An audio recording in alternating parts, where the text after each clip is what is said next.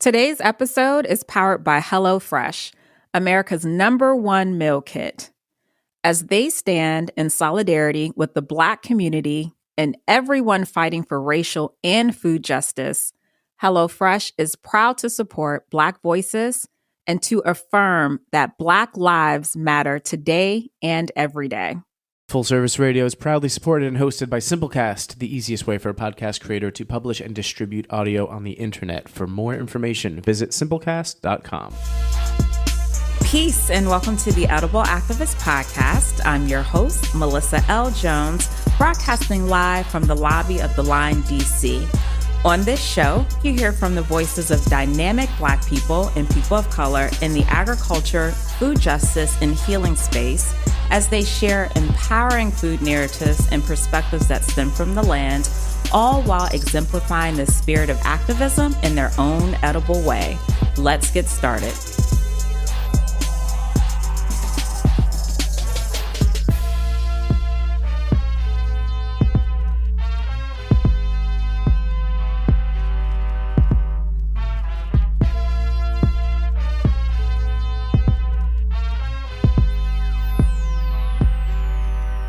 Peace and welcome to the Edible Activist Podcast. I am your host, Melissa L. Jones, broadcasting on Full Service Radio. Today on the show, I have a very special guest gracing us with her voice all the way from Florida, Brandy Strickland of Easy Living Gardens. She's a cultivator of flowers and vegetables, a mom, and another big supporter of edible activists, I have to say. Brandy, to say that I am thrilled to have you on the show is a complete understatement. Welcome. Thank you. So, Brandy, a couple years ago, when I was working on a What's Your Food Story project, and actually in full transparency, at that point, I didn't even know what this platform was going to be. That's just how I kind of started it out. But somehow you and I connected on the gram. And you shared a bit of your food story, which I loved so deeply. And I'd like to start out by sharing what you wrote with our listeners. Is that cool? Yes. I was blessed to have two grandmothers that grew up farming land, and they poured so much knowledge into me about food and where it came from. My maternal grandmother had chickens, rabbits, fruit trees, and a patch of greens. She would go fishing all the time, and she would also make me fish with her. The entire time, she would talk to me about how when we returned home, she needed me to pick and clean some greens, or how I could get some oranges and grapefruit off the tree to season our catch. I didn't realize it as a kid, but she was teaching me how to live off the land. I was born in 1980, and so was my paternal grandmother's farm, or her homestead, as we like to call them today. She built her house, her barn, and her gardens that year. So from as early as I can remember, I had a beautiful farm to visit most holidays and on summer break. My grandmother was raised on a farm in North Carolina. I think I was about 10 before I realized my cousins and I weren't just free. We were just free labor, basically. We were there to help her, not really enjoy our summer break. She would walk us through her vegetable garden, cutting and chatting. She was a stern teacher, and she forced us to learn. For as long as I can remember, she spoke about leaving fast food behind because of the toxins it introduced into our bodies. She was the first person to tell me about how driving to get food was a waste. As a kid, you don't really understand what your grandmother means when she's explaining pollution, roads, and climate change and food toxins. However, she was into that way in the 80s. And those memories and those lessons have stuck with me all the way up till today. And it's the things I'm trying to teach my kids. Brandy, that is full of just so much richness and depth.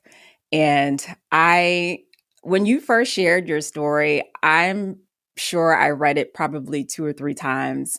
And the photo that you shared of like you and your son and just in your garden was just so beautiful and picturesque. But those moments, with your grandmother, the matriarchs of your family who tended to the land, what still resonates with you as you go out into your garden every single day and you weed and you harvest and you plant and you sow? What are some of those things that are just still with you as you're out in the garden? My number one thing I would say is an extreme appreciation for what's in front of me. My grandmother Mabel was her name, and I was with her for majority of my time.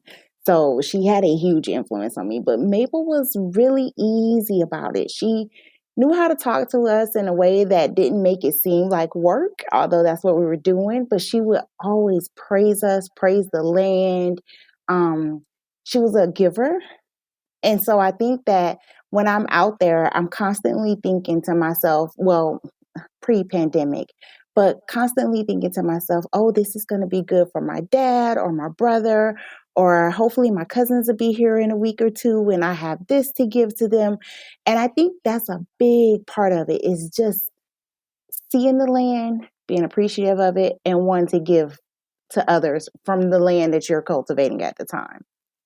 That's beautiful. And I laugh because you aren't the first person to say, I grew up on the land with my family or my mom or my dad, and I didn't realize I was free labor until I look back. Absolutely. What she have you guys doing out there? I'm curious. Everything, I'm sure. So one of my older brothers was really into animals. So we had like pigeons and chickens and rabbits. Oh my goodness, we had dogs and every stray cat in the neighborhood. And she was like, it's fine. You guys can have every single bit of that. But every single bit of it better be clean. It better be neat. It better be nice. So we did a lot of that at Mabel's house. Now, at my grandma Eileen's house, it was a little different. She had like a barn, and my cousins knew how to get out of stuff.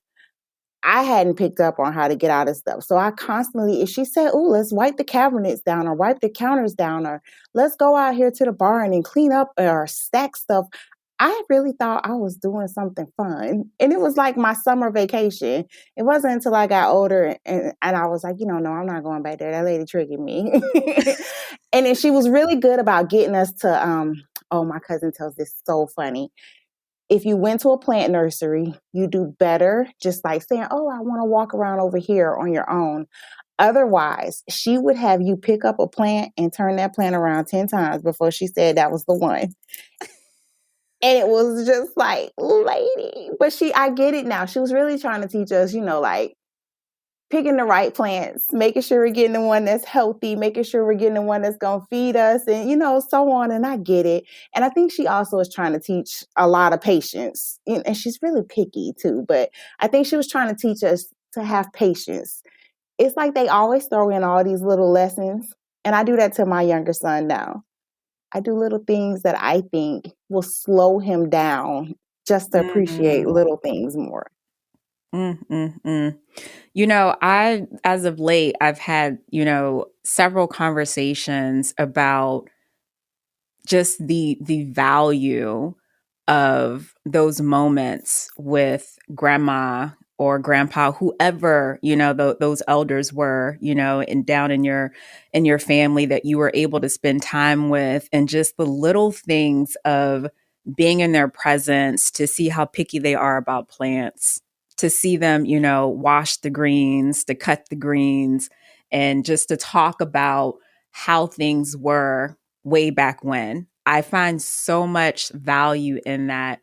And also with that said, in the same breath, I find myself as I get older, because I am like such a reflection of my mom. And some folks have met my mom and they're like, Melissa, you and your mother are one and the same. And I catch myself, doing some of the habits that she has when it comes to like just actually general things. But, when you are in your garden space, or when you're in the kitchen and when you're creating and cultivating and harvesting, do you find yourself or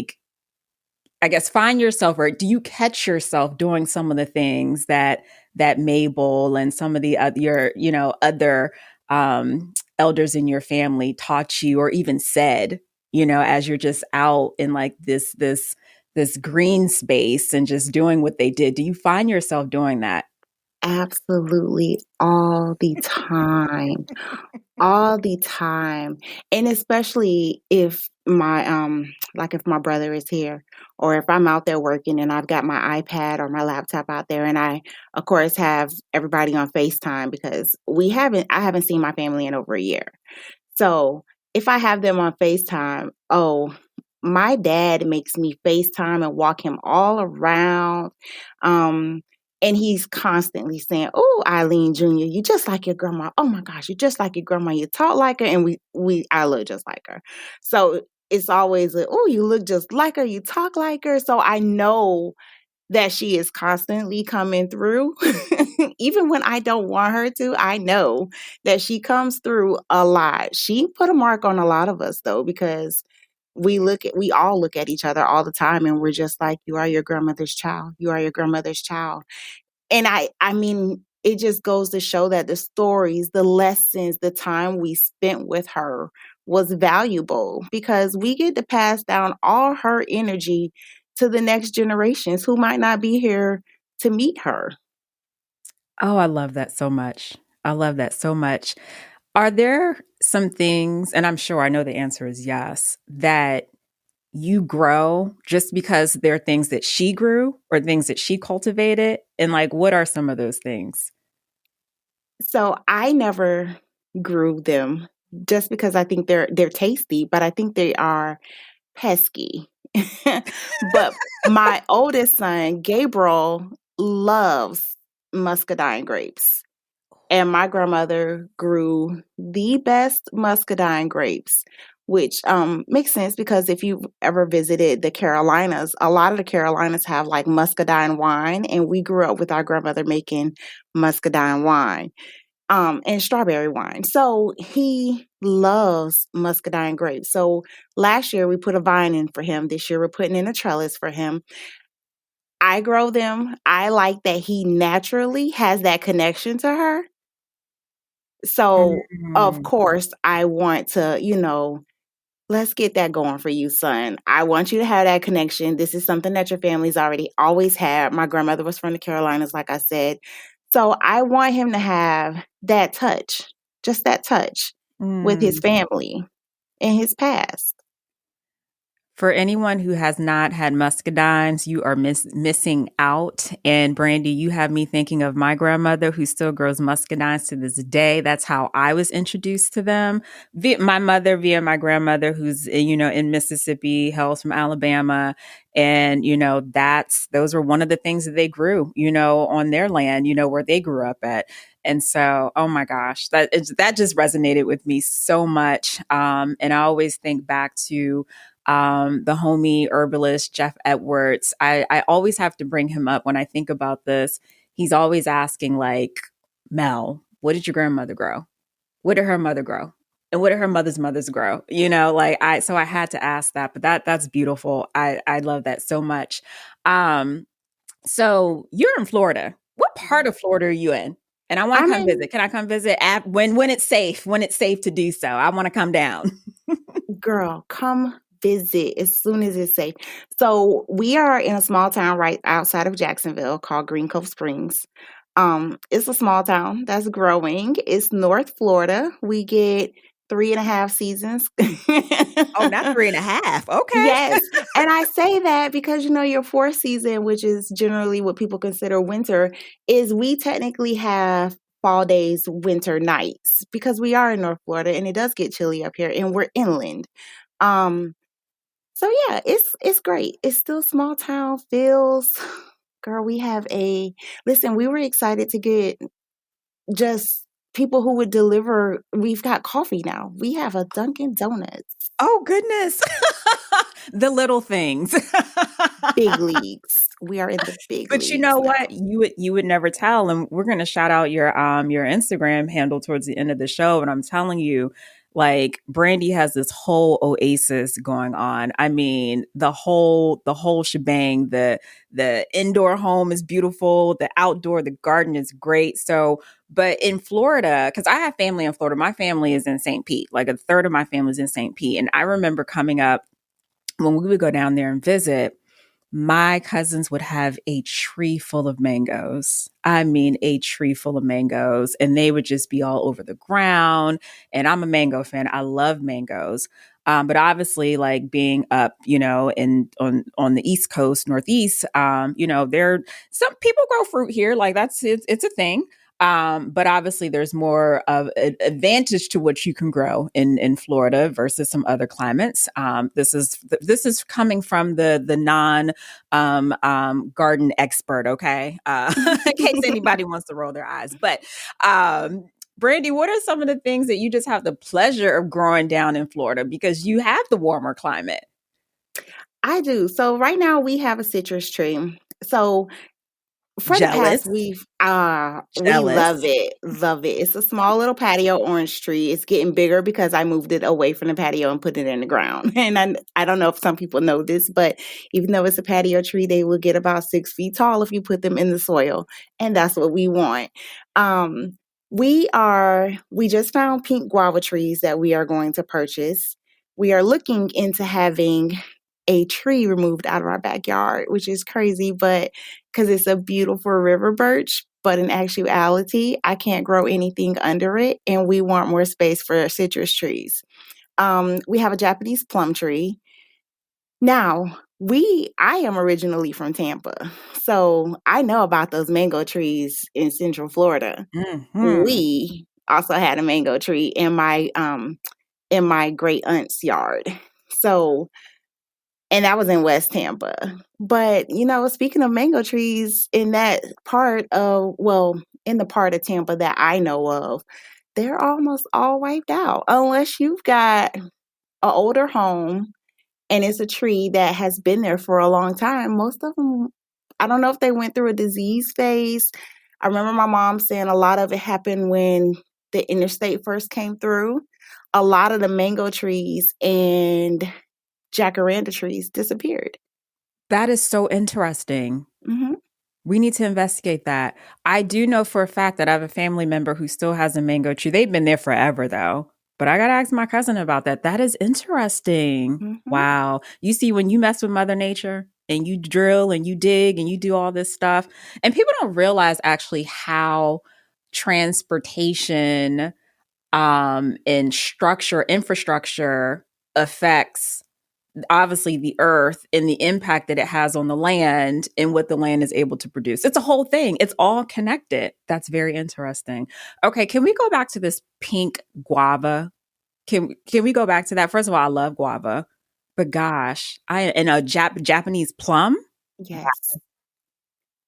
Okay, so the pink guava we've been wanting one for probably 4 or 5 years. And my nursery always got the regular guavas. He never got pink guavas in. And I was like, man, I need you guys to get those in. Um, but this year, surprisingly, my local Home Depot has pink guavas. So we're going to Wow. grab two and we're going to tuck them because although I am tropical and it is tropical majority of the time here, um, we're going to tuck them in little nooks in our yard so that they keep warm. We don't have to worry. I always worry about things the first year. Once it passes that first year, it's all good. But we can get pretty hard freezes up here. So I'm always a little citrus. I know is going to be fine. I wouldn't put in a mango tree just because I'm worried. I think if it was closer to intercity, maybe so, because Okay. believe it or not, that climate is going to be different than I'm out in the country. I mean, this is the sticks cows, honey. Oh, okay. Yeah. Okay, girl. I got you. I got you. That's cool We're though. That's what's up. That's what's up. I yeah. like Sticks Country. Okay. So do I. Well, it's changing. You just spoke about infrastructure and well, we just got right now we have a 2-lane bridge. Oh, okay. So when you And said small, you weren't lying. Okay, so I see where this no. conversation is going. Yes, this is I got small. you, boo. I got you. I got Yeah. you. Yeah, it's all changing. I don't know, a lot of people don't know, but like Gustafson's Farm, have you ever seen their milk and products in the grocery store? I probably have, but I probably They're just went right huge. on through. Yep, they're huge. They're this huge company. Well, their original farm that they started with was here in Green Cove Springs. And when I guess this was probably over the last 10, 15 years, no one is consuming cow's milk anymore. So you have a lot of huge dairy industry that are closing, and they closed their main farm many years ago. And they finally sold their land, but they sold it to a developer, and it is going to be a mega neighborhood. Wha- Shopping centers, schools, it's already prepared. There's a whole new, what do you call it? There's a toll now that's going to connect to our 2-lane bridge that's going to get expanded over the St. Johns River. So I have all kind of emotional feelings about Yes, that. as you should, as you absolutely Yes. should. And I swear, like infrastructure, land development, it's all connected. And that's a whole nother conversation. Wow. I'd be interested. Well, we'll explore that at a later time. I'd be interested to see how this is all gonna pan out. But emotional, you warrant it, as you should be, as you Mhm. should be.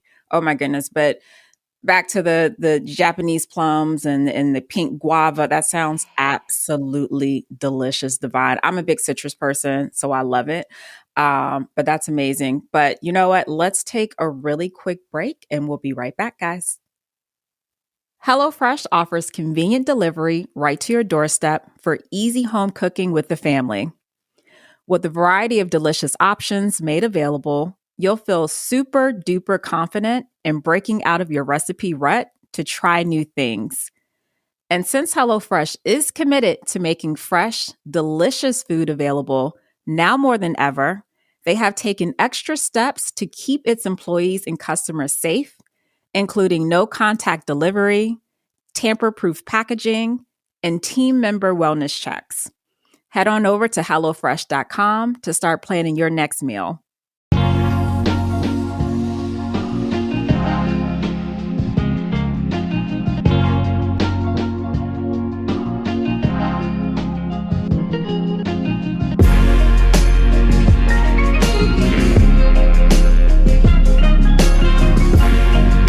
You're listening to Perfect Day, produced by Artists Authentic.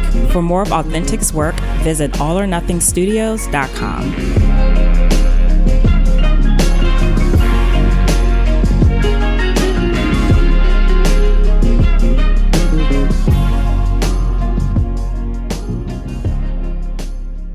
All right, so welcome back to the Edible Activist Podcast.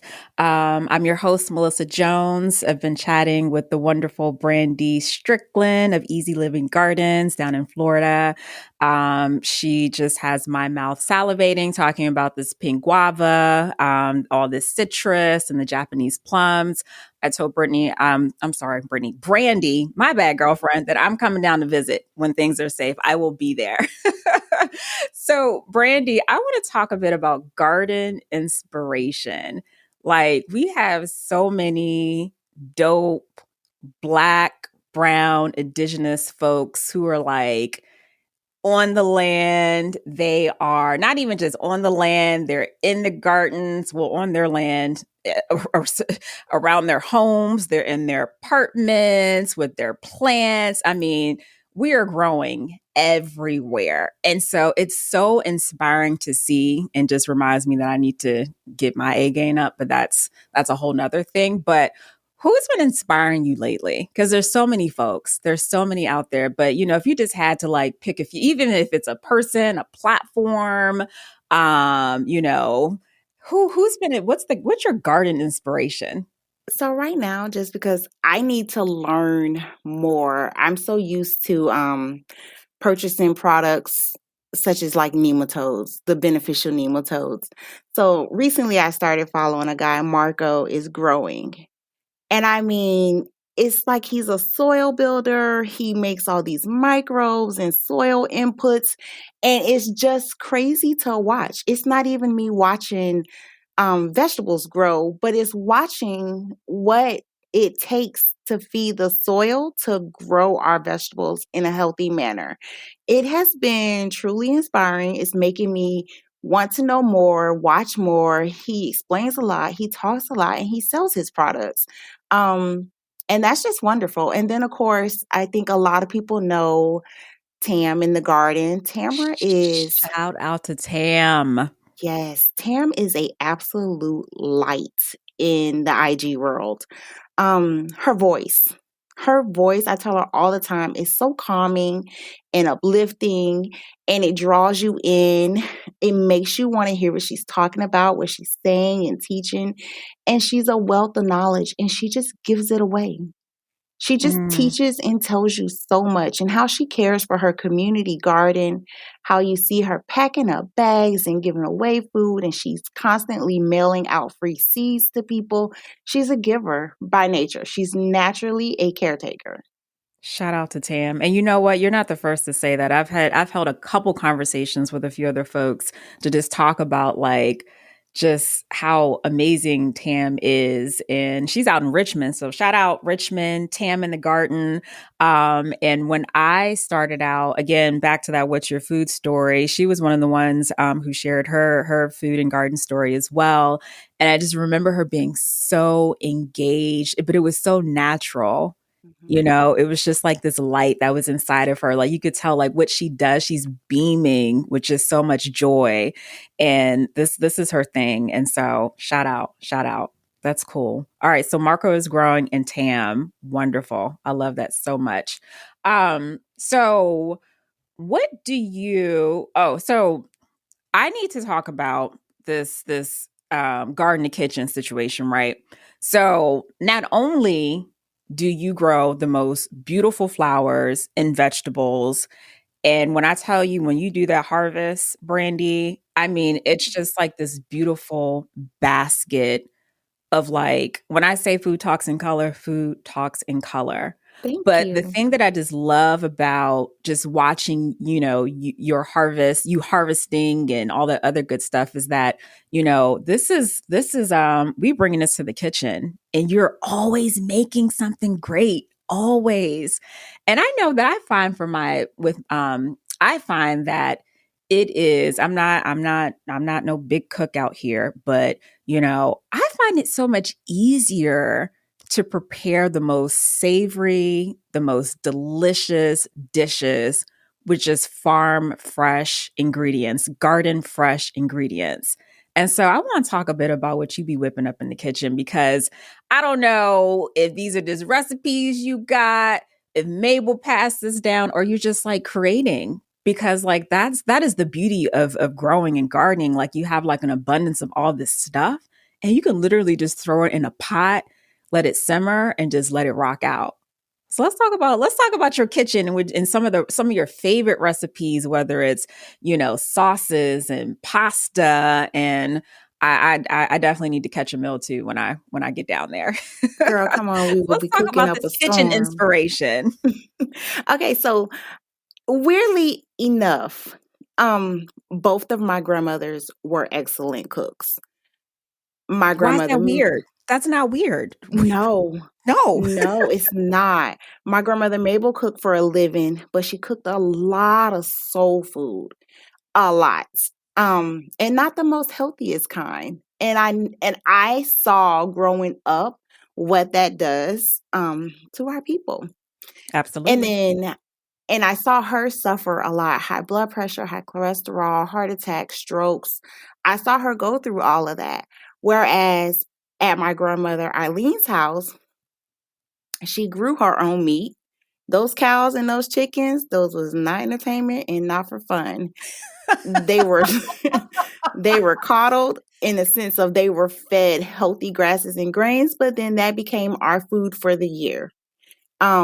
She picked a lot of vegetables. She would have her sister mail her this. I know this sounds crazy, but her flour and her cornmeal and her rices, she wanted mailed in from North Carolina. I No, saw that's not her. crazy. No. That's not crazy at all. Go ahead, proceed. Mhm. And I saw her cook a lot of vegetables with more herbs, more flavors, less fat. And to this day, she's still here. I don't want to lie, I think she's about to be 99. She's either 98 or 99. God Shut the forgive me. front door. Shout out. Yes. And I That is mean, she awesome. suffers from dementia and some of the side effects of dementia, but she doesn't have like cancer. She's not around having the strokes and the heart attacks she doesn't. Um, and I just grew up seeing her do that. For her, you know how we go, oh, we want a cheat meal. We want to go to this super fancy restaurant. Well, she cooked super fancy. So for her, she would be like, I haven't had McDonald's in 7 months or 8 months or a year. I just want to fry. Like that was her treat. Wow. And so for me, I kind of I want to say when I was pregnant with Gabe, who is 21. So about 21, 22 years ago, a lot of stuff just became so tasteless for me. So I can throw Mm. down soul food all day because I'm the only girl. I have 4 brothers. Trust me, I cook. Um, but I tend to like fresher vegetables. And when I was pregnant with Gabe, I consumed almost every day. My mom's friend owned a Thai restaurant. I would eat Thai veggies and rice for breakfast. And Mm. so, like, that was my breakfast, lunch, and dinner because that was the only thing that really worked. So I tend to do a lot of that. Like yesterday for lunch, I ran downstairs. I work from home, so I ran downstairs. We had carrots from the farmer's market because mine aren't ready. We had bok choy from my garden, eggplant that I had saved up, something else from the garden, I don't remember, but I chopped it all up. I made a quick stir fry sauce. We had it on rice and we were gone. We were done. We were good. I tend to do a lot of that. I like a lot of fresh vegetable soups and I'll chop up greens in my soup. I'll chop up bok choy in my soups. Um, those are kind of things that I tend to prefer Oh my gosh. Oh just my because it's gosh. better. I don't know. My taste buds changed a long time ago. So, Well, no, here's the thing. Like the moment I had like a real tomato, and I'm talking a real, like a garden fresh tomato, I said, oh, absolutely. I have been duped my whole life. What? Holden will only eat, I mean, he doesn't eat the other tomatoes, but he'll only eat cherry tomatoes and he will only eat them if we grow them. I can try my hardest to convince him to eat the ones out the store. And he tells me all the time, it doesn't taste like anything. He And gets so he's right. frustrated with me. But he's right, Brandy. He's right. They have no flavor. It's Nope. just like water, mushed water. I don't know. They have no flavor. But he will eat the ones from the garden. I'm gonna manifest something. I just envision in my mind, and maybe this is the selfish part of Mel. Like again, I want. There's so many folks I want to visit because I just have this connection with all of you who I speak with, right? And so I just see myself like, okay, I'm in Brandy's home, like just experiencing all these the bok choy, the sauces, and then I'm going to the next edible activist home, and I'm just engaging in these conversations, and we're just eating all this like garden fresh food and meals. I love it. But you know what? It's no secret that farm fresh, garden fresh food, I mean, tastes better. It just does. It just does. I'm telling you, heirloom tomatoes, cute. I mean, everything just and so young. And if you pluck it while it's just like young and tender, oh my goodness gracious. But I had to just talk about that a bit because actually, your whole motto is, like mixing like growing like the perfect mix of like flowers and vegetables for like your kitchen garden, So like this is that garden inspiration, like transitions on over into the kitchen and you get to create more, like that is your space to create and just being able to create these wonderful savory dishes. There's just nothing like it whatsoever. And I'm with Holden. I'd give him a high five for me. Seriously. I do want to go back for a moment because when I had asked you about your garden inspiration, you had mentioned, there's so much that you still need to learn and there's still so much that you don't know. And I feel like the one thing that I love about this space, and speaking more specifically to like the gardeners and growers, is that like always in this space of like learning, because there's so much, there's like so many hacks that are being shared. Like you said, Marco is growing, talks about like the soil, and the soil is like like that is the biggest crop and is the most important crop, if you're going to grow something that's healthy, sustainable, and nutritious, right? But you recently, haven't you been starting to do some series on starting seeds? I know I saw that. You've been doing some educating and some teaching, right? Yes, I have. Just because I want to take the scariness and the pain out of it. I think that so many people, I love starts. I buy starts from my local farmer, down to Earth Jacks all the time. However, I know that there are going to be tomatoes that I want to try once in my lifetime, and I don't want to pay $10 for that one tomato when I can buy 2 packs of seeds for $10 and Hello. grow hundreds of tomatoes, right? Hello. So I walk people through, how you can start seeds, simple ways. And it wasn't even like a deep dive into the technical and everything. I just wanted it to be really simple, make people feel comfortable, because the best way you can get others growing is to make them feel comfortable and like they can do it themselves. So So that true. was my goal. I do. I'm always showing people. I show people my failures. Um, I've had seed crops that failed last year for some reason. Flowers were a miss when it came to seeds. A couple of different crops, and then also I had a couple of failures with, they grew, they weren't productive seeds for me. So I shared that, like, hey, listen, I grew this tomato seed because it looked, this crop, it looks so interesting. It was something new for me. I got it from a company that I trust and still trust. That tomato just doesn't grow well for me. Maybe it's my zone, maybe it's my area, and I share that with my people, because I don't want everybody to see all the pretty pictures, all the staged harvest crops, and not know the work that went behind getting, those crops. I want you to see it all. Everything's a process. Everything is a process. And I'm so glad you said that, because I often compare it to my life, like we fail. We're a mess. We're a riot.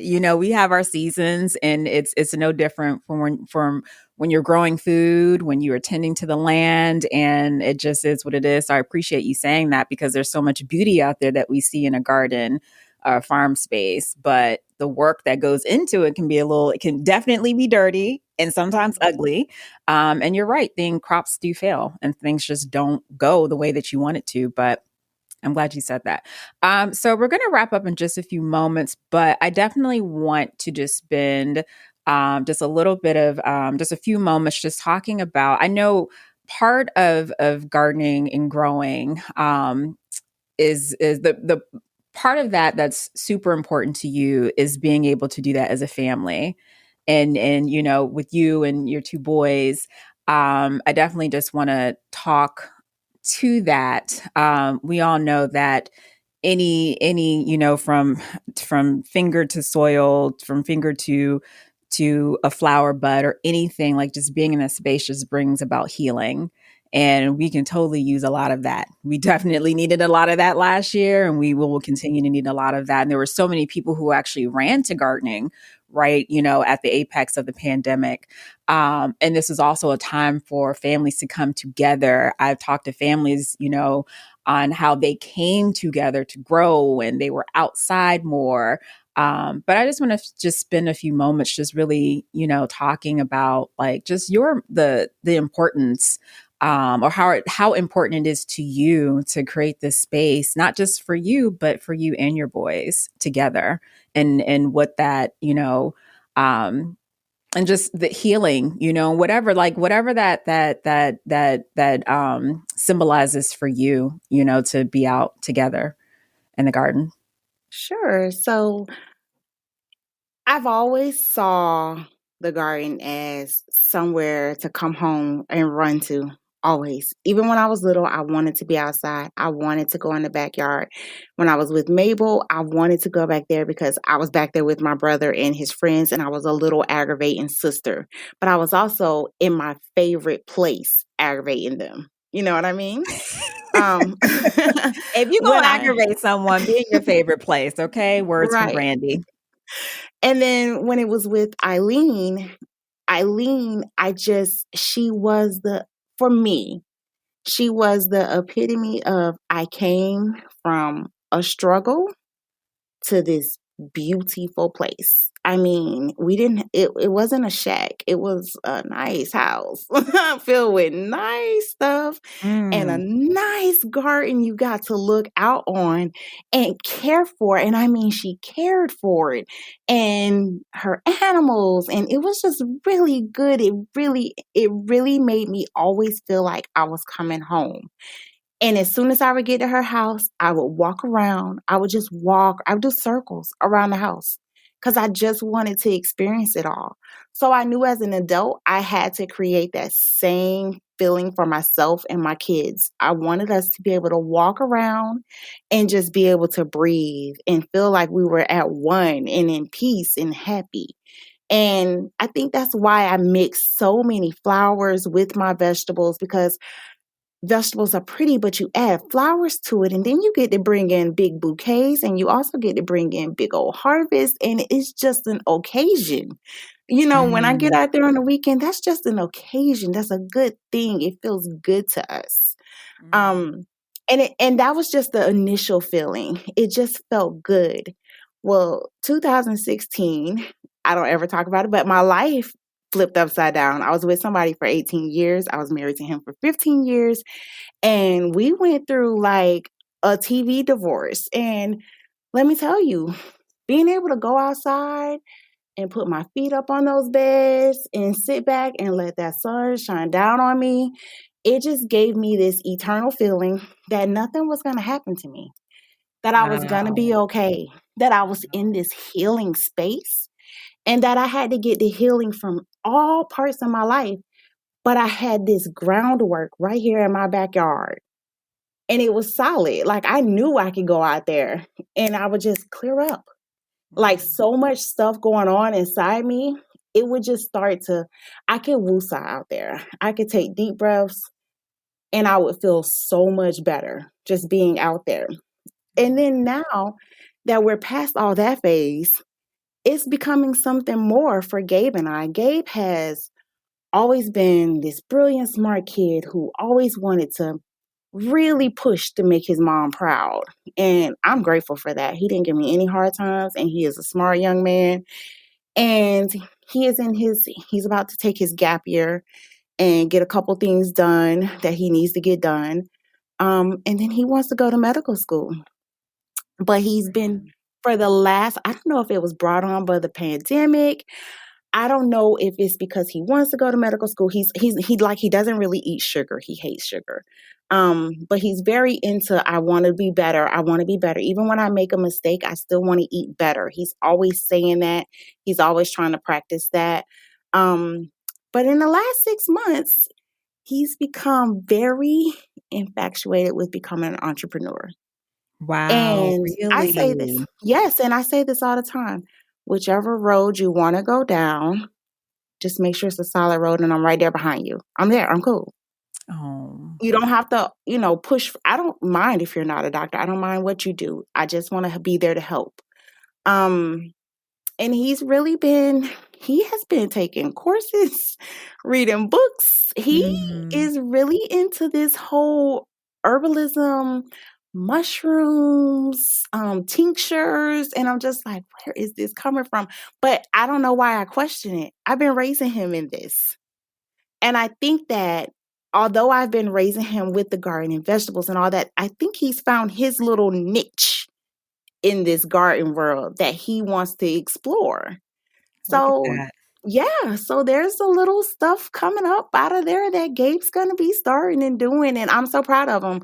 I told him, I'm right here. I'm with you. Whatever you want to do and grow. If you still want to be an entrepreneur in 6 months or in your gap year, if you decide that this is what you want to explore full time, I'm cool. We can do this. So he wants Ah. to turn my garden into his own little entrepreneur business. And I'm like, well, God, I've done my job. If my kid wants to join me in my favorite space and he wants to make this his life, then I have done great. Wow. Keep us posted. Keep me posted. I look forward to how this pans out. That is Mom, you're doing an awesome job. Thank you. You're doing an awesome job. Brandy, this has been so great. First, before I have you shout out where folks can find you on the interwebs, let folks know what shirt you rock all the time.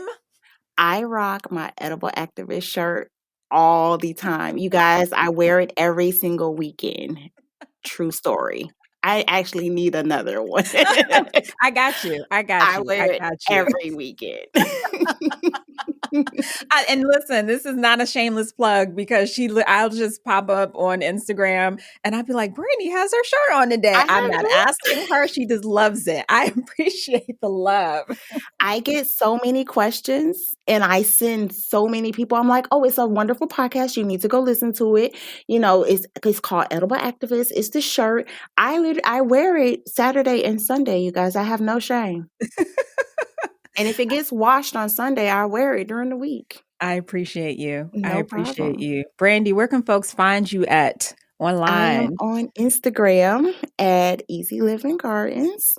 Come hang out. We have fun over there. I do a lot of stories.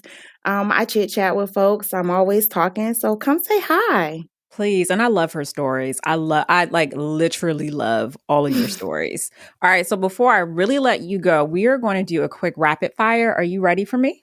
I'm ready. All right. Let's do this. So Brandy, what is your favorite veggie or fruit? Eggplant and strawberries. All right. All right. So we're going to go to your flavor profile. Sweet, spicy, sour, salty, savory, or bitter? Savory, definitely. The last artist or podcast you listened to? Kendrick Lamar and Edible Activist. Hey now, two of my faves. Mm-hmm. All right, Brandy, who are you rooting for these days? I'm from Tampa, so come on, bring it on home, Buccaneers. Oh, Lord, here we go. We ain't going to get into that, but okay, shout out to the Buccaneers. All right, y'all, this has been awesome. Appreciate y'all. Have a great day. Peace. Thanks for tuning in. You can catch today's episode on fullserviceradio.org, as well as iTunes and Spotify. Be sure to follow Food Talks in Color, that's just the letter N, on Instagram, Facebook, and Twitter for all updates. Are you an edible activist? Sure you are. Come join me on the show. Just shoot me a DM on the gram or connect with me at foodtalksincolor.com. And if you're interested in sponsoring this podcast, let's connect. Peace and blessings. And remember, in the words of Baba Tariq Adunu, there is no culture without agriculture.